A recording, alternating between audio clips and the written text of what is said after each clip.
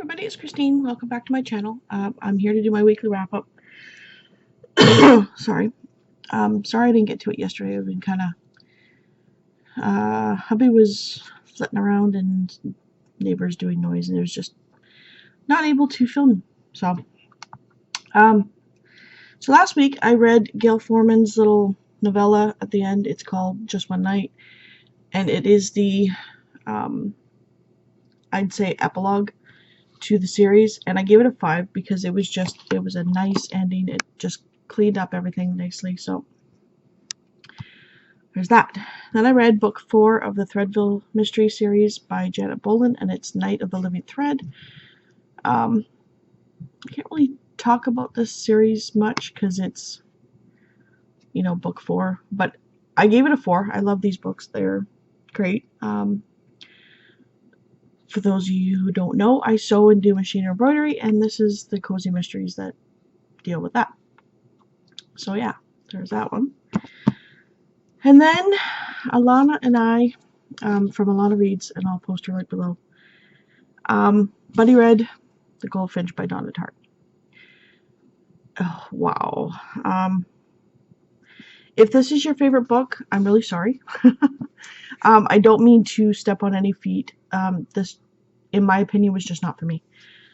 It could have been several hundred pages shorter. Like, this is 962 pages.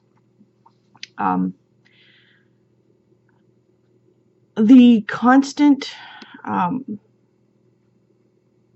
descriptions that were over and above what they needed to be was annoying. The page and a half, 2 pages long paragraphs and sentences were just unreal. I'm trying to find, there's one that was just ridiculous. There. One sentence, one paragraph, just did not need to be that like that. And then a lot of times I found that statements were being ended with a question mark, and it drove me nuts. You probably don't know this, but in college I went to school for, and I have the diplomas for, accounting as well as office administration. So I did a lot of proofreading, and that drove me nuts. Not every sentence or statement had to end in a question mark. It was a statement. It wasn't a question. So yeah. I understand why the descriptions were there. The author wanted you to feel like you were there, experiencing everything, seeing everything, and that was great, but it was just over the top done. And it seemed like they were trying too hard to be an epic read. Also, it was just, it droned on and on about the same thing, and it was just, okay, get on to the next part. I have to say, though, some parts were really interesting, and I was told that when he's in Las Vegas, it's boring, but it gets better after that. And I found that when he was in Las Vegas, that was the most interesting part. So anyways, if you don't know, it's about Theo Decker, who gets in trouble, and his mom has to bring him to school and has a meeting. But they have time to kill, and they go to the museum. And they're obsessed with this picture, or his mother likes this picture, so she keeps going back to it. And she leaves him in the gift shop to buy her postcards while she goes and takes one last look at a picture, and a bomb goes off.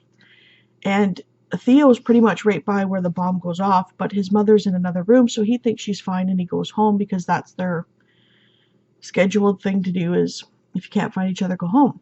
Well, it turns out that she was killed by shrapnel, like flying shrapnel. So he also, meets up with this man that he had spied, and he's given this ring, and he goes to their house, and it's just, I found that there wasn't much story or plot. Like, I found it lacking. There was something missing, and I don't know. It wasn't for me. I gave it a 2.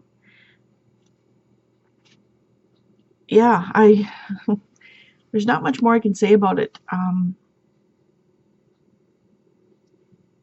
then there was a part at the close to the end that was um, interesting, but by that point it was just, I felt like, okay, enough. Like, can we get on with this? I really didn't like how it ended. It just kind of, so you don't really get closure on some things. And yeah, so I think that should be all that I'm going to say about it. Like I said, if this is your favorite book, great. Like, I have no problems with that being somebody else's favorite book. It just wasn't for me. That's my opinion. It just wasn't for me. So then I needed some brain candy, some serious brain candy. So I picked up the 5th and final book in the Threadville Mystery Series by Janet Bolin, and it's Seven Threadly Sins. This one is just this academy comes to town, and some design and modeling academy comes to town, and things go haywire. I gave this a 5. I really wish Berkley would pick her back up as an author and continue the series, because it's a really fantastic series. It's cute and fluffy, and the way it ended, you knew that there was going to be other books, and Berkley cut her. So Berkley, please pick her back up. So then I started reading like last night, and I already got like almost, how far into it? 80 pages, 60 pages, and then I read a little bit this morning. Really quick to get through, but I'm really Me, Earl, and the Dying Girl by Jessie Andrews.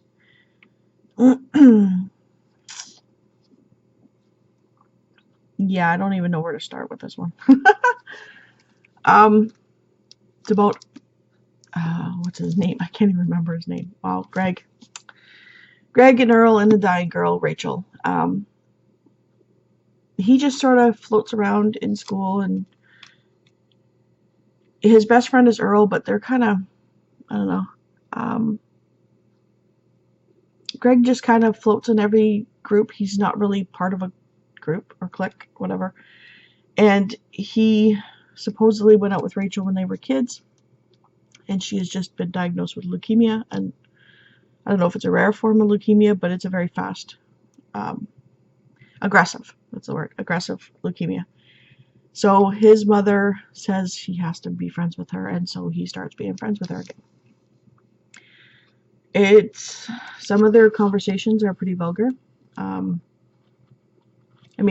don't like, vulgarity doesn't bother me. Another thing you don't know about me, I used to manage an adult toy store. So vulgarity doesn't really bother me, but some of this can be like, wow, really? So I might, because that'll be a fast read, I might pick up All the Bright Places by Jennifer Niven. I've heard mixed things about it. I'm not really sure what it is about, actually. Theodore Finch is fascinated by death. Every day he thinks of ways he might die, but every day he also searches for and manages to find something to keep him here and alive and awake.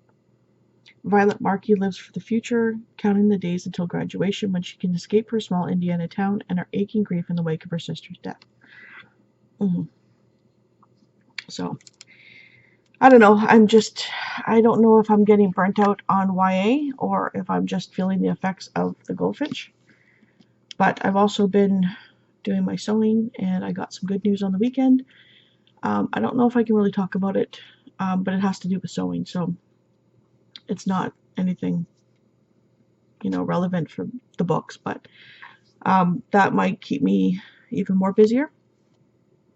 And also, it's going to be a little hectic around here because my daughter's hamster is dying, so yeah, I thought they lived for like 2 years, but we've only had this one for a year, so I don't know. Anyways, I hope everybody had a wonderful weekend, and let me know what you're reading for this week, or if you're taking a break, or what. Hope everybody has an awesome week, and I will see you later. Thank you so much for watching.